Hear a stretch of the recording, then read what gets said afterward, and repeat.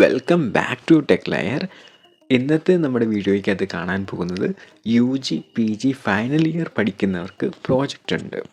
Project അല്ലെങ്കിൽ thesis. ആ ഒരു തീസിസിന് എങ്ങനെ ഒരു വർക്ക് സെലക്ട് ചെയ്യാം, അതുപോലെ തന്നെ എങ്ങനെ ഒരു തിയറി സെലക്ട് ചെയ്യാം, നമ്മൾ സെലക്ട് ചെയ്ത വർക്കിൽ ആ ഒരു തിയറി എങ്ങനെ അപ്ലൈ ചെയ്യാം എന്നാണ് നോക്കുന്നത്. മെയിൻലി ഇത് ലിറ്ററേച്ചർ ബേസ്ഡ് ആയിട്ടുള്ള, അതായത് MA BA പഠിക്കുന്നവർക്കാണ് മെയിനായിട്ട് യൂസ് ആകുന്നത്.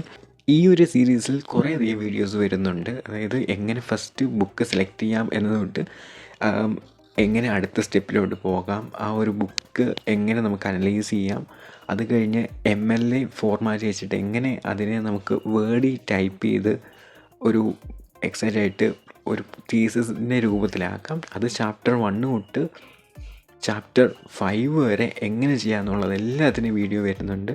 സോ നിങ്ങളുടെ ചാനൽ സബ്സ്ക്രൈബ് ചെയ്യുക. അതുപോലെ തന്നെ ചാനലിൻ്റെ ഈ ഒരു പ്ലേലിസ്റ്റ് കയറി ചെക്കൗട്ട് ചെയ്ത് നോക്കുക. ഇതിനകത്ത് എല്ലാ വീഡിയോസും കിടപ്പുണ്ട്. സോ അപ്പോൾ നമുക്ക് നേരെ വീഡിയോയിലോട്ട് പോകാം. സോ അപ്പം നമുക്കൊരു പ്രോജക്റ്റ് ചെയ്യണം അല്ലെങ്കിൽ ഒരു തീസിസ് ചെയ്യണം. അതിനെപ്പറ്റി നമുക്ക് വലിയ ധാരണയൊന്നും കാണത്തില്ല.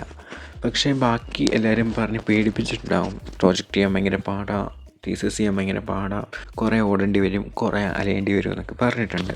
പക്ഷേ നമ്മളൊന്ന് ഫസ്റ്റ് സ്റ്റെപ്പ് തൊട്ട് നല്ല രീതിയിൽ പോവുക എന്നുണ്ടെങ്കിൽ, അല്ലെങ്കിൽ മനസ്സിലാക്കി പോകുന്നുണ്ടെങ്കിൽ ഇതിനൊന്നും ആവശ്യമില്ല. നമുക്ക് സുഖമായിട്ട് ഈ ഒരു പ്രോജക്റ്റ് ചെയ്ത് തീർക്കാവുന്നതാണ്. അപ്പം നമുക്ക് എന്താണ് പ്രോജക്റ്റ് എന്ന് ഫസ്റ്റ് തന്നെ അറിയണം. പ്രോജക്റ്റ് എന്താണെന്ന് വെച്ചാൽ, നമ്മൾ ഈ ഒരു 3 വർഷം അല്ലെങ്കിൽ 2 വർഷം പഠിച്ചില്ലേ, ആ പഠിച്ചതൊക്കെ വെച്ചിട്ട് നമ്മൾ സ്വന്തമായിട്ട് ഒരു ഡോക്യുമെൻ്റ് ഉണ്ടാക്കുക.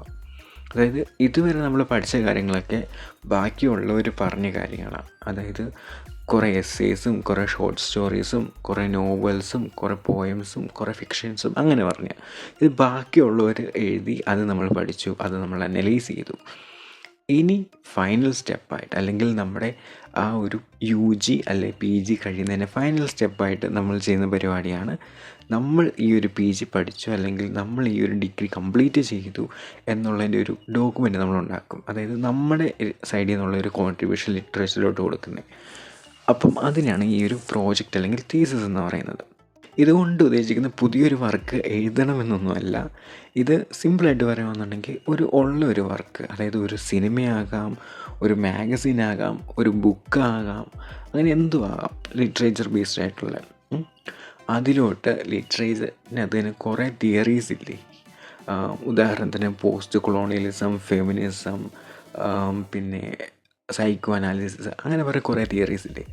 ഒരു തിയറിയും ഒരു വർക്കും എടുത്ത് രണ്ടും കൂടെ കണക്ട് ചെയ്ത് ഈ ഒരു വർക്കിനകത്ത് ഈ നമ്മൾ പറയുന്ന തിയറി ഉണ്ട് എന്ന് തെളിയിക്കുന്നതാണ് നമ്മുടെ പ്രോജക്റ്റ്. സോ ബേസിക്കലി നമ്മുടെ തീസിസ് അല്ലെങ്കിൽ പ്രോജക്റ്റ് എന്ന് പറയുന്നത് ഇത്ര മാത്രമാണ്. ഒരു തിയറി എടുക്കുന്നു, ഒരു വർക്ക് എടുക്കുന്നു, ആ ഒരു വർക്കിനകത്തോട്ട് ആ ഒരു തിയറി അപ്ലൈ ചെയ്തിട്ട് ഇതിനകത്ത് ഇതുണ്ട് എന്ന് തെളിയിക്കുന്നു, അത്ര മാത്രമേ ഉള്ളൂ. പക്ഷേ ചെയ്തു വരുമ്പോൾ കുറേ പേർക്ക് ഡൗട്ട് വരും, ഇതെങ്ങനെ ചെയ്യും, എന്താണ് ഒരു തിയറി, എങ്ങനെ ഒരു ബുക്ക് സെലക്ട് ചെയ്യാം, നമുക്ക് പറ്റിയ രീതിയിലുള്ള ബുക്ക് എങ്ങനെ സെലക്ട് ചെയ്യും, ഈ ബുക്ക് എടുത്താൽ തന്നെ ഈ ബുക്ക് മൊത്തത്തിൽ വായിക്കാനൊക്കെ പറ്റുമോ എന്നൊക്കെ കുറേ സംശയങ്ങളൊക്കെ ഉണ്ട്. സോ നിങ്ങളതൊന്നും ഓർത്ത് പേടിക്കണം, നമുക്ക് ഓരോന്നും സ്റ്റെപ്പ് ബൈ സ്റ്റെപ്പായിട്ട് കണ്ടു നോക്കാം.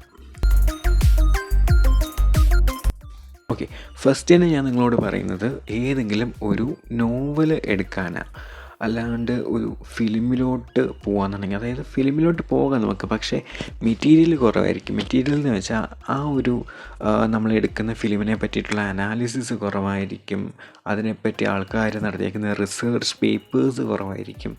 സോ നമുക്ക് റെഫറൻസ് കിട്ടാൻ കുറച്ച് പാടായി. ഇപ്പം നിങ്ങൾ ആദ്യം തൊട്ട് അവസാനം വരെ നിങ്ങൾ സ്വന്തമായിട്ട് എഴുതി, അതായത് സ്വന്തമായിട്ട് കൈ നിന്നിട്ട് എഴുതും എന്നുണ്ടെങ്കിൽ നിങ്ങൾക്ക് അങ്ങനെ പോകാവുന്നതാണ്. അല്ലെങ്കിൽ ഏതെങ്കിലും ഒരു നോവൽ സെലക്ട് ചെയ്യുന്നതായിരിക്കും ആപ്റ്റായിട്ടുള്ള കാര്യം, അതായിരിക്കും ഏറ്റവും ബെസ്റ്റായിട്ടുള്ള കാര്യം. നിങ്ങൾ ഇത്ര നേരം എൻ്റെ വീഡിയോ കണ്ടില്ലേ? ഈ ഒരു വീഡിയോ നിങ്ങൾക്ക് ഇൻഫോർമേറ്റീവ് ആയിട്ട് തോന്നിയിട്ടുണ്ടോ? ഉണ്ടെങ്കിൽ നിങ്ങൾക്ക് എനിക്ക് ക്യാഷിൻ്റെ രൂപത്തിൽ നിങ്ങളുടെ താങ്ക്സ് ഒക്കെ അറിയിക്കാവുന്നതാണ്. സോ നിങ്ങൾക്ക് എനിക്ക് ഫണ്ട് ഡൊണേറ്റ് ചെയ്യണം എന്നാണെങ്കിൽ ഇതാ ഈ കാണുന്ന QR കോഡ് സ്കാൻ ചെയ്യുക, അല്ലെങ്കിൽ ഈ കാണുന്ന UPI നിങ്ങൾക്ക് ഫണ്ട് അയച്ചു തരാമെന്നാണ്. അതിൻ്റെ തൊട്ട് താഴെ നോട്ടിൻ്റെ അവിടെ നിങ്ങൾക്ക് പറയാനുള്ള കാര്യം നിങ്ങൾ എഴുതി അറിയിക്കുക. അത് ഞാൻ അടുത്ത വീഡിയോയിൽ എടുത്ത് പറയുന്നതാണ്. സോ നമുക്ക് ബാക്കി വീഡിയോ കാണാം. നമുക്ക് ഒരു വർക്ക് തന്നെ എടുക്കാം, അല്ലാണ്ട് 2 വർക്ക് എടുത്താൽ ആ 2 വർക്ക് വെച്ച് കമ്പയർ ചെയ്തിട്ടും ചെയ്യാം. ബേസിക്കലി ഒരു വർക്ക് എടുത്തിട്ട് ചെയ്യുന്നതായിരിക്കും നല്ലത്. ഒരു ബിഗിനറിനെ സംബന്ധിച്ച് അതായിരിക്കും നല്ലത്. സോ ഞാൻ നിങ്ങൾക്ക് കുറച്ച് നോവൽസ് ഒന്ന് ഇൻട്രൊഡ്യൂസ് ചെയ്ത് തരാം. ഇത് ജനറൽ ആയിട്ടുള്ള കുറച്ച് ഇംഗ്ലീഷ് നോവൽസാണ്. അല്ലെങ്കിൽ നമ്മൾ ഗൂഗിളിൽ കയറി ഇംഗ്ലീഷ് നോവൽസ് എന്ന് സെർച്ച് ചെയ്യുമ്പോൾ കിട്ടുന്ന നോവൽസാണ്. ഇത് ഈ ഫസ്റ്റ് സെക്ഷൻ നോക്കുവാണെങ്കിൽ ജയനയറുണ്ട്, വുദൻ ഹൈറ്റ്സ് ഉണ്ട്, മിസസ് ഡാലവേ, അങ്ങനെ പറഞ്ഞ് കുറേ അധികം നോവൽസ് ഉണ്ട്. ഇത് ജസ്റ്റ് ഗൂഗിളിനകത്ത് കയറി ഇംഗ്ലീഷ് നോവൽസ് എന്ന് സെർച്ച് ചെയ്തപ്പോൾ കിട്ടിയേക്കുന്നത് പ്രൊമിനൻറ്റ് നോവൽസ് മാത്രമാണ്. ഓക്കെ, ഇത് വേൾഡ് ഫേമസ് ആയിട്ടുള്ള നോവൽസ് മാത്രമാണ്. പക്ഷേ ഇതും അല്ലാത്ത ഇഷ്ടം പോലെ നോവൽസ് വേറെയുണ്ട്. ഒത്തിരി ആരും കണ്ടിട്ടില്ലാത്ത, ഒത്തിരി ആരും വായിച്ചിട്ടില്ലാത്ത നോവൽസൊക്കെ ഉണ്ട്. മാക്സിമം നിങ്ങൾ ഒരു ഒത്തിരി പഴയതുമല്ല ഒത്തിരി പുതിയതുമല്ല അതിനിടയ്ക്ക് നിൽക്കുന്ന ഒരു ബുക്കൊക്കെ എടുക്കുക എന്നുണ്ടെങ്കിൽ നല്ലതായിരിക്കും. ഇപ്പം ഫേമസ് ആയിട്ടുള്ള നോവൽസും ബുക്സൊക്കെ എടുക്കുക എന്നുണ്ടെങ്കിലുള്ള പ്രശ്നം എന്താണെന്ന് വെച്ചാൽ, ഈ പ്രോജക്റ്റ് എല്ലാം കഴിഞ്ഞിട്ട് നിങ്ങൾക്ക് ഫൈനൽ സ്റ്റെപ്പായിട്ട് ഒരു വൈവ വരും. ഓക്കെ, ആ വൈവയ്ക്കകത്തുനിന്ന് എക്സ്റ്റേണലായിട്ട് വെളിയിൽ നിന്ന് ഉള്ള 2 അല്ലെങ്കിൽ 3 പേരായിരിക്കും വരുന്നത്. അവർ വന്നിട്ട് നിങ്ങളോട് ഈ ഒരു ബുക്കിൽ നിന്ന് ചോദിച്ചു വയ്ക്കും. ഇപ്പം ജയനീർ അല്ലെങ്കിൽ വുദൻ ഹൈറ്റ്സ് ഒക്കെ ആണെങ്കിൽ വേൾഡ് ഫേമസ് ആയിട്ടുള്ള നോവൽസാണ്. അത് ഉറപ്പായിട്ടും ലിറ്ററേച്ചർ ബേസ്ഡ് ആയിട്ടുള്ള എല്ലാവരും പഠിച്ചിട്ടുണ്ട്, വായിച്ചിട്ടുണ്ട്. അതിൻ്റെ പ്ലോട്ട് അറിയാം, അതിനകത്ത് എങ്ങനെയൊക്കെ തിയറി വരുമെന്ന് അറിയാം. സോ അവരതിനെപ്പറ്റി നല്ല രീതിയിൽ ചോദിക്കും. മറിച്ച് അവരൊന്നും കേൾക്കാത്ത രീതി, അതായത് വലിയ രീതിയിൽ ആരും ഒന്നും കേൾക്കാത്ത വർക്ക് എടുക്കുക എന്നുണ്ടെങ്കിൽ അവർക്കതിനെപ്പറ്റി കൂടുതലൊന്നും അറിയാൻ സാധ്യത കാണത്തില്ല. അറിയത്തില്ലെന്നല്ല പറയുന്നത്, അറിയാൻ സാധ്യത കാണത്തില്ല. അപ്പം നിങ്ങളോട് വരുന്ന ക്വസ്റ്റ്യൻസും ആ ഒരു ബേസിലായിരിക്കും. സോ നിങ്ങൾ ഒരു നോവൽ സെലക്ട് ചെയ്യുക അല്ലെങ്കിൽ ഒരു ബുക്ക് സെലക്ട് ചെയ്യാനാണ് ഞാൻ പറയുന്നത്. ഇപ്പോൾ നിങ്ങൾക്ക് ഫിലിം വേണമെങ്കിൽ ആ ഫിലിം എടുക്കാം, ഇല്ല വേറെ എന്തെങ്കിലും ആണെന്നുണ്ടെങ്കിൽ അതെടുക്കാം. So in the case of novel, ഇങ്ങനെ നിങ്ങൾക്ക് നോവൽ കണ്ടുപിടിക്കാവുന്നതാണ്. മോസ്റ്റായിട്ട് നിങ്ങൾ ഗൂഗിളിൽ സെർച്ച് ചെയ്യുന്നതിനെക്കാട്ടിലും കൂടുതൽ ഒന്നും കൂടി നല്ലതായിട്ട് പബ്ലിക് ലൈബ്രറീസ് അല്ലെങ്കിൽ നിങ്ങളുടെ കോളേജിൽ ലൈബ്രറി, അവിടെ പോയി നിങ്ങൾ ഇംഗ്ലീഷ് ഫിക്ഷൻസൊക്കെ സെർച്ച് ചെയ്ത് നോക്കുക. അതിൽ നിന്ന് നല്ലൊരു ബുക്ക് എടുക്കുക. പിന്നെ മെയിനായിട്ടുള്ള കാര്യം, നിങ്ങൾക്ക് പഠിക്കാനുള്ള ബുക്ക് നിങ്ങൾക്ക് പ്രോജക്റ്റ് ചെയ്യാൻ പറ്റത്തില്ല. അതായത് നിങ്ങൾക്ക് പഠിക്കാനുള്ളൊരു പോർഷന് വന്നിട്ടുണ്ടെങ്കിൽ അതിൽ നിങ്ങൾക്ക് ഒരിക്കലും പ്രോജക്റ്റ് ചെയ്യാൻ പറ്റത്തില്ല. അതിലില്ലാത്ത, നിങ്ങളുടെ സിലബസിലില്ലാത്ത ഒരു വർക്ക് മാത്രമേ ഇങ്ങനെ പ്രോജക്റ്റായിട്ട് എടുക്കാൻ പറ്റത്തുള്ളൂ. ഇനി രണ്ടാമത്തെ കാര്യമാണ് തിയറി. തിയറി എന്ന് വെച്ചാൽ, ഈ നമ്മുടെ ഇംഗ്ലീഷ് ലിറ്ററേച്ചറിനകത്ത് കുറേ ആളുകളിങ്ങനെ പറഞ്ഞു വെച്ചിട്ടുണ്ട്. ഇത് ഇപ്പം എൻ്റെ തിയറി എന്ന് വെച്ചാൽ പോസ്റ്റ് കൊളോണിയൽസാണ്. അപ്പോൾ പോസ്റ്റ് കൊളോണിയൽസ് എന്ന് വെച്ചാൽ ഒരു കോളനൈസറുണ്ട്. ആ കോളനൈസർ വന്ന് ഒരു കോളനീസ് ഉണ്ടാക്കി, ഒരു നേഷന് കോളനീസ് ഉണ്ടാക്കി. അത് കഴിഞ്ഞ് അവരവിടെ നിന്ന് തിരിച്ചു പോയി കഴിഞ്ഞിട്ട് ഈ ഇംഗ്ലീഷുകാർ കോളനീസ് ഉണ്ടാക്കിയ അവരുടെ ആ ഇൻഫ്ലുവൻസ് അവർ വന്ന് കോളനി ഉണ്ടാക്കില്ല ആ ഒരു സ്ഥലത്ത് വീണ്ടും കാണും. അപ്പം ഉദാഹരണത്തിന് ലാംഗ്വേജ്, ഇംഗ്ലീഷ് എന്ന് പറയുന്ന ഒരു ലാംഗ്വേജ്, ഇപ്പം അവർ ആഫ്രിക്കയിൽ പോയിട്ട് കോളനീസ് ഉണ്ടാക്കി, എന്നിട്ട് ആഫ്രിക്കയിൽ നിന്ന് വിട്ടുപോയി. പക്ഷേ എന്നിട്ടും അവിടെ ഇംഗ്ലീഷ് എന്ന് പറഞ്ഞ ലാംഗ്വേജ് പഠിപ്പിക്കുന്നുണ്ട്, അല്ലെങ്കിൽ ഇംഗ്ലീഷ് എന്ന് പറയുന്ന ലാംഗ്വേജ് സംസാരിക്കുന്ന ആൾക്കാർ കുറച്ചും കൂടി ഒരു ഹൈ ക്ലാസ് എന്ന് ആഫ്രിക്കയിൽ വിചാരിച്ചിട്ടുണ്ടെങ്കിൽ അത് ഉറപ്പായിട്ടും ഒരു പോസ്റ്റ് കൊളോണിയൽ എലമെൻ്റാണ്. അതുപോലെ തന്നെ മാർജിനലൈസേഷൻ, ഇതൊക്കെ പോസ്റ്റ് കൊളോണിയൽ തിയറിക്കകത്ത് വരുന്ന ഒരു സബ് ഡിവിഷൻസൊക്കെയാണ്. സോ അങ്ങനെ കാറ്റഗറൈസ് ചെയ്തേക്കുന്ന കുറേ സെറ്റ് ഓഫ് കാര്യങ്ങളുണ്ട്. അതിനെയാണ് തിയറീസ് എന്ന് വിളിക്കുന്നത്. ഇപ്പം ക്യൂർ തിയറി എടുക്കുകയാണെന്നുണ്ടെങ്കിൽ അത് കംപ്ലീറ്റ്ലി ജെൻഡർ ബേസ്ഡ് ആയിരിക്കും. അതായത് LGBTQ+ എന്നൊക്കെ പറഞ്ഞ് കുറേ ജെൻഡേഴ്സ് ഇല്ലേ, ആ ഒരു ജെൻഡർ ബേസ്ഡ് ആയിട്ടുള്ള എല്ലാ കൺസെപ്റ്റും ഉൾക്കൊണ്ട് നിൽക്കുന്ന ഒരു തിയറിയാണ് ക്യൂർ തിയറി എന്ന് പറയുന്നത്. ഇനി ഫെമിനിസത്തിലോട്ട് വരികയാണെന്നുണ്ടെങ്കിലോ, അത് ഫെമിനിസ്റ്റ് ഐഡിയാസ് എല്ലാം ഉൾക്കൊണ്ട് നിൽക്കുന്ന ഒരു തിയറി ആയിരിക്കും ഈ ഒരു ഫെമിനിസം എന്ന് പറയുന്നത്. ഇപ്പോൾ നിങ്ങൾ നോക്കുകയാണെങ്കിൽ ഇവിടെ ഒരു 10, 20, 24ഓളം തിയറീസ് ഞാൻ ഇവിടെ കൊടുത്തിട്ടുണ്ട്. ഇത് കൂടാതെ ഇഷ്ടം പോലെ വേറെ ഉണ്ട്. ഇതിൽ നിന്ന് നിങ്ങൾക്ക് സെലക്ട് ചെയ്യുന്നത് ചെയ്യാം. ഇല്ല, നിങ്ങൾക്ക് വേറെ തിയറീസ് വേണമെന്നുണ്ടെങ്കിൽ നിങ്ങൾ ഗൂഗിളിൽ സെർച്ച് ചെയ്താൽ മതി ഇംഗ്ലീഷ് ലിറ്റററി തിയറീസ് എന്ന് പറഞ്ഞ്, അപ്പോൾ നിങ്ങൾക്ക് കിട്ടും. അതിൽ നിന്ന് നിങ്ങൾക്ക് ആപ്റ്റായിട്ടുള്ള എടുത്ത് നോക്കുക. ഇപ്പം ജസ്റ്റ് പേര് മാത്രമേ ഞാൻ കൊടുത്തിട്ടുള്ളൂ. നിങ്ങൾക്ക് വേണം എന്നുണ്ടെങ്കിൽ ഈ ഒരു പർട്ടിക്കുലറായിട്ടുള്ള തിയറീനെ പറ്റി കൂടുതൽ സെർച്ച് ചെയ്യുമ്പോൾ അതെന്താണ്, എങ്ങനെയാണ് അത് വരുന്നത്, ഏതൊക്കെ ഫാക്ടേഴ്സിലാണ് വരുന്നത് എന്നൊക്കെ പറഞ്ഞ് ഡീറ്റെയിൽ ആക്കിയിട്ടും അത് നന്നായിട്ട് വായിച്ച് നോക്കുക, അത് നന്നായിട്ട് മനസ്സിലാക്കുക. എന്നിട്ട് മാത്രം ഒരു ബുക്ക് സെലക്ട് ചെയ്യാൻ പോവുക. ഇപ്പോൾ നിങ്ങൾ നോക്കുവാണെങ്കിൽ കുറച്ച് തിയറീസിൻ്റെ പേര് ഞാൻ പറഞ്ഞുതരാം. Post colonialism, structuralism and post structuralism, formalism, new historicism, cure theory, deconstruction, cultural studies, eco-criticism, post-modernism, new criticism, reader's response, archetypal criticism, cognitive literary theory, critical race theory, critical theory, literary criticism, narratology, aesthetics, biography, feminism, psychoanalytic criticism, marxism, marxist criticism, psychoanalysis. അപ്പം ഇങ്ങനെ കുറച്ച് theories ഇവിടെ കൊടുത്തിട്ടുണ്ട്. ഇനി നിങ്ങൾക്ക് കൂടുതലായിട്ട് വേണമെന്നുണ്ടെങ്കിൽ അങ്ങനെ സെർച്ച് ചെയ്യാം. എനിക്ക് എല്ലാ തിയറീസിനെ പറ്റി വലിയ രീതിയിലൊന്നും അറിഞ്ഞുകൂടാ. കൾച്ചറൽ സ്റ്റഡീസ് എന്ന് വെച്ചാൽ കൾച്ചറിനെ പഠിക്കുന്നതാണ്. പോസ്റ്റ് കൊളോണിയലിസം എന്ന് വെച്ചാൽ നേരത്തെ ഒരു ബ്രിട്ടൻ്റെ ഒരു കോളനി ആയിട്ടിരുന്ന ഒരു പ്ലേസുമായിട്ട് റിലേറ്റ് ചെയ്തിട്ടുള്ള. ക്യൂർ തിയറി എന്ന് വെച്ചാൽ ജെൻഡറുമായിട്ട് ബേസ് ചെയ്തിട്ടുള്ള. അതുപോലെ തന്നെ സൈക്കോ അനാലിസിസ് എന്ന് വെച്ചാൽ ഒരു ക്യാരക്ടറിനെ മൈൻഡിനെ അനലൈസ് ചെയ്യുന്ന. അങ്ങനെ കുറച്ച് മാത്രമേ അറിയത്തുള്ളൂ, കംപ്ലീറ്റ് ആയിട്ട് എനിക്കും അറിയത്തില്ല. സോ നിങ്ങൾക്ക് ഏത് ഏരിയ ആണോ ഏറ്റവും കൂടുതൽ ആപ്റ്റായിട്ട് ചെയ്യാൻ പറ്റുമെന്ന് തോന്നുന്നത് ആ ഒരു ഏരിയയിലോട്ട് നിങ്ങൾ ഫോക്കസ് ചെയ്യുക.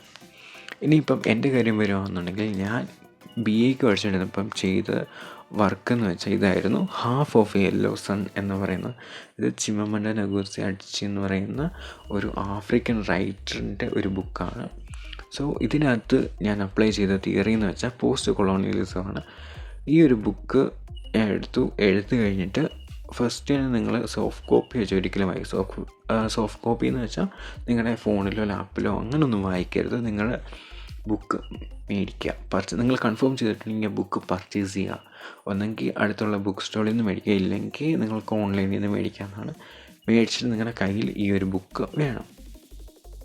അത് കഴിഞ്ഞ് ഞാൻ തിയറി സെലക്ട് ചെയ്തതാണ് പോസ്റ്റ് കൊളോണിയലിസം. അപ്പം പോസ്റ്റ് കൊളോണിയലിസത്തെ പറ്റിയിട്ടുള്ള ഒരു PDF ഫയലാണിത്. ഇതിനകത്ത് ടൈറ്റിലിനെ നോക്കിയാൽ കാണാൻ പറ്റും.